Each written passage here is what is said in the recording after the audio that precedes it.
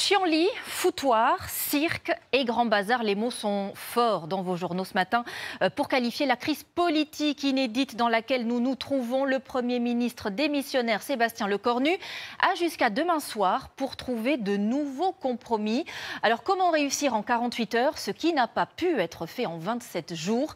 Devant ce chaos, les Français sont consternés, comme l'ont constaté Linda Huré et Philippe Fontalba à Marseille.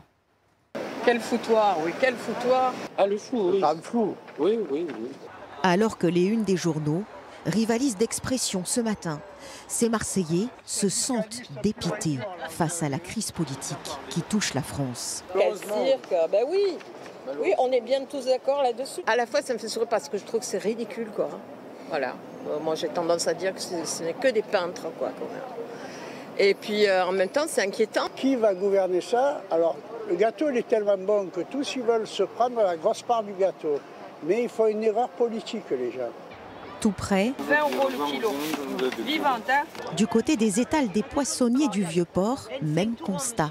Certains nous avouent même ne plus rien comprendre à ce feuilleton qu'ils trouvent particulièrement mauvais. Un jour c'est blanc, le lendemain c'est noir. Donc vous dites mais qu'est-ce qui se passe? C'est tout et du n'importe quoi, je sais pas. Moi j'avais confiance à M. Rotaillot, mais regardez, il dit que hier il démissionne et aujourd'hui il veut rester. Qu'est-ce que vous voulez qu'on en pense déjà? Les gens ils nous jugent, vous vous rendez compte? On a fait les Jeux Olympiques l'année dernière et maintenant arrivé, c'est des chiffonniers. Voilà. Juste à côté, cette étudiante, elle, croit encore à une sortie de crise. Enfin, faire en sorte que la cohabitation elle se passe bien et pas qu'à chaque fois on contre, alors que les Français ils ont parlé pendant les élections législatives. Discuter en fait, il faut se mettre autour d'une table et faire du compromis en fait. Alors que d'autres approuvent Édouard Philippe qui demande aujourd'hui une élection présidentielle anticipée. Vous voulez retourner aux urnes? Ah oui, moi je suis pour les urnes. Ah oui, les citoyens ont droit à la parole. Voter. Alors que de nombreux Marseillais croisés ce matin nous ont simplement dit ne plus du tout s'intéresser à la politique. Et Emmanuel Macron promet de prendre ses responsabilités. Ce matin, nous avons commencé à l'évoquer. Déclaration choc de son Premier ministre. Édouard Philippe le vise directement. Alors le chef de l'État est-il lâché par son propre camp? Faisons le point sur ces dernières heures avec Noé Gandillot et Soline Caffin. Une sortie de crise est-elle encore possible? Derrière ces murs de l'hôtel de Matignon ce matin, se tenait une réunion de la dernière chance, autour notamment de Sébastien Lecornu et d'Édouard Philippe.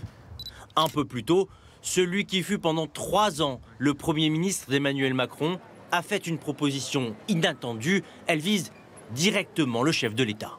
Il s'honorerait si par exemple, il proposait un nom de Premier ministre, il nommait un Premier ministre avec pour fonction d'exécuter les affaires courantes et de construire un budget, de faire adopter ce budget.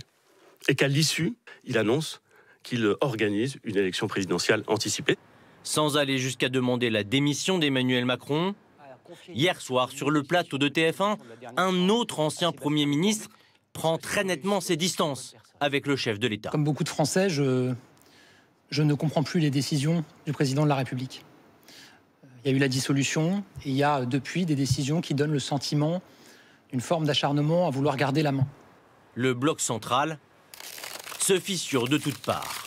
Pour trouver des soutiens du président ce matin, il fallait chercher du côté des députés macronistes de la première heure. Le président de la République ne démissionnera pas. Donc est-ce que ce bloc du centre et de la droite, qui est plus important numériquement que les autres, est capable à un moment de réussir à continuer à s'entendre? À droite, le patron de LR ne ferme pas la porte à un retour au gouvernement, mais pose une ligne rouge. Pas de Premier ministre issu des rangs macronistes. Les Républicains sont prêts à gouverner à une condition, c'est que ce soit un gouvernement que j'appellerais de cohabitation. Cet après-midi et demain, Sébastien Lecornu poursuit ses consultations et il y a quelques minutes, Matignon a fait connaître les 2 priorités, l'adoption d'un budget et régler la situation en Nouvelle-Calédonie.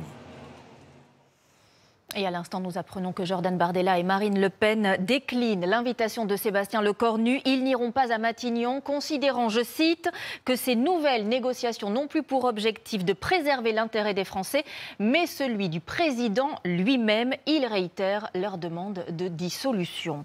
Cette crise politique qui s'intensifie, en réalité, nous y sommes confrontés depuis 16 mois, depuis la dissolution en juin 2024. 16 mois d'incertitude et d'instabilité qui pèsent au quotidien avec des conséquences directes pour beaucoup d'entre nous, que l'on soit agriculteur, petit patron ou élu local. Sylvain Milenvoix, Théo Thomas et Jean-Marie Bagayoko. Il avance, mais il ne sait pas vraiment jusqu'où. Jean-Pascal, viticulteur, a besoin d'aide. Des aides financières, notamment des subventions promises pour l'entretien de son exploitation. Ça traîne parce que c'est le gouvernement français qui va demander des aides de crise à la Commission européenne. Et vu qu'on n'a plus de ministre ou une ministre démissionnaire, comme on l'appelle, du coup ça patauge, ça traîne.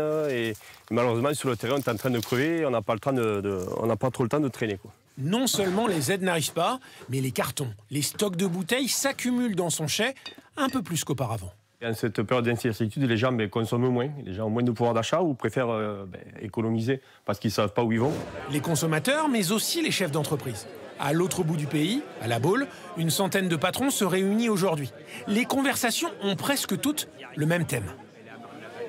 Depuis 24 heures, le sentiment, c'est un sentiment de perte de temps. Et pour une entreprise, pour un entrepreneur, pour un industriel, c'est terrible. La situation politique, au-delà du fait qu'elle affecte les citoyens que nous sommes, elle paralyse l'économie française.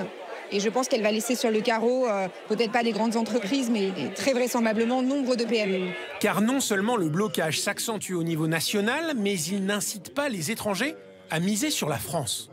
Conséquence, moins d'achats, moins de chiffre d'affaires et aussi, surtout, beaucoup moins d'investissements.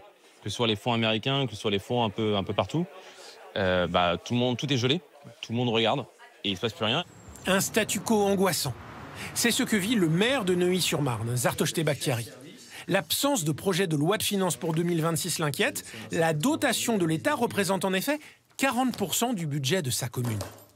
Ça met en péril les postes de nos personnels dans les écoles, dans les crèches, nos infirmières, notre police municipale, nos agents de propreté, de voirie.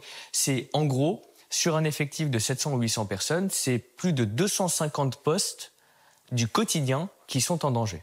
Pour l'heure, il n'est pas question de réduire les effectifs, mais sans budget. Les projets d'avenir, comme la rénovation des établissements scolaires de la ville, sont remis à plus tard. La question primordiale est aussi de savoir si nous aurons un budget dans les temps. À ce stade, tout est figé et pourtant lundi prochain est la date limite pour présenter un projet en Conseil des ministres. Encore faut-il qu'on ait un gouvernement. Qu'est-ce que cela veut dire exactement sans adoption d'un budget d'ici à la fin de l'année? Que se passera-t-il pour nos impôts, nos retraites, nos salaires? Tiffaine Leproux, Florence Couturon et Philippe Véron. Un budget 2026 voté avant la fin de l'année, voilà qui devient sérieusement compromis. Que se passerait-il concrètement pour vous et pour vos impôts d'abord? Moi j'attends de voir de toute manière ce qui va se passer parce qu'on entend tout et n'importe quoi. On vous éclaire, c'est simple. Pas de budget, pas de nouveau barème de calcul de l'impôt. Et donc, pas de réindexation de ce barème sur l'inflation. En clair, si votre salaire a augmenté cette année, vous paierez plus d'impôts que prévu l'année prochaine. Je suis prête à payer des impôts à la hauteur de ce qu'on me demande. Et après, s'il faut participer, on participe. C'est exactement ce qui avait eu lieu l'an dernier, à la suite de la chute du gouvernement Barnier. Mais le vote d'un nouveau budget avait annulé cette hausse d'impôts. Rien ne garantit qu'un nouveau gouvernement fasse de même cette année. La question que beaucoup d'entre vous se posent, qu'en est-il de vos pensions de retraite? Prenons l'exemple de Janine, 82 ans, 2 000 € de retraite par mois.